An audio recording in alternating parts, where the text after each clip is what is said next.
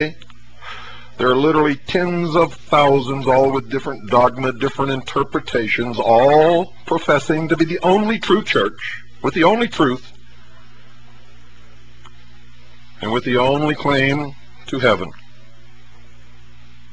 But if you only knew. Many think that the secret societies were instrumental in this revolution. I can tell you absolutely for a fact that they were. Support from the Grand Masters was offered to the religious reformers because the Reformation was recognized as a means to weaken the influence of the Catholic Church in European affairs. In America, sad to say, much of the Catholic hierarchy has taken on this role in modern times. The Reformation effectively emasculated the political power of the Church. It laid the foundation for the Puritan movement, whose members fled religious persecution in Europe to found a new nation in the Americas based on spiritual principles drawn from Rosicrucian sources, and all of our founding fathers were members of these secret societies. And many people have also chastised me for making that claim, but it is easily proved. Easily. The problem with most of you people is you believe blindly what you're told, and you never check anything. Many of you still believe that George Washington chopped down a cherry tree, and when his father asked him who did it, he told the truth. Well, that's all a lie, folks. There was no cherry tree. He never chopped one down. His father never asked him if he did. And I really don't know if he would have told the truth or not. Most politicians don't. Most politicians do not.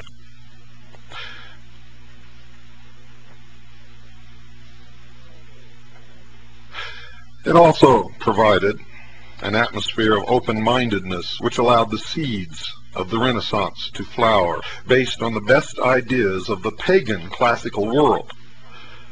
Although the Habsburgs were to rule for another 300 years until 1806, the Reformation destroyed any hope of a united Europe controlled by the Roman Catholic Church until today. Above everything else, the religious reforms of the 16th century marked the beginning of the period when the Church became determined to exterminate the secret societies which had weakened its power base. I'm not aware that the Vatican has changed its policy one iota from this. In fact, its determination has doubled over the past 150 years, even though today the secret societies flourish in America, and with only a wink from the American Catholic Church bishops. In fact, the Jesuit Society was formed to combat this from another secret order of Illuminati, or the Ilumbrados, in Spain. The head of this group was Ignatius Loyola, who was in fact arrested by the Inquisition. He used his influence with powerful people to gain an audience with the Pope. He went in on his knees and walked out on his 2 legs with a papal bull,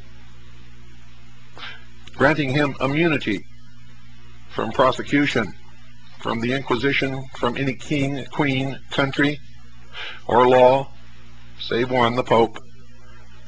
And he was to found a new order, the Society of Jesus, now known as the Jesuits. See the Oath of a Secret Society, which makes up a chapter in my book. And you will see that they are sworn to destroy the Protestant movement, and Protestants wherever they can find them. Above everything else, the religious reforms of the 16th century marked the beginning of the period when the Church became determined to exterminate the secret societies which had weakened its power base. The secret societies, though they claim to follow the precepts of Jesus Christ, actually provide an alternative version of spirituality to their followers. They deny the divinity of Jesus Christ. They deny that he was the Son of God, or was in actuality the incarnated God upon this earth, that he died, or that he was resurrected, or that he sits upon the right hand of the throne of God.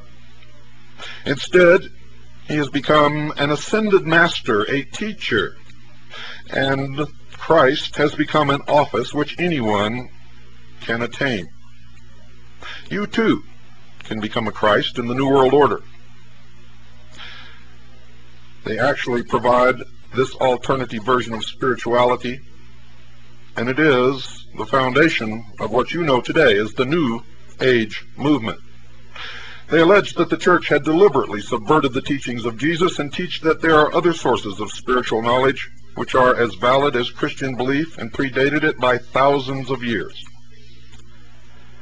In 1738, the first papal bull to combat Freemasonry was issued by Pope Clement XII.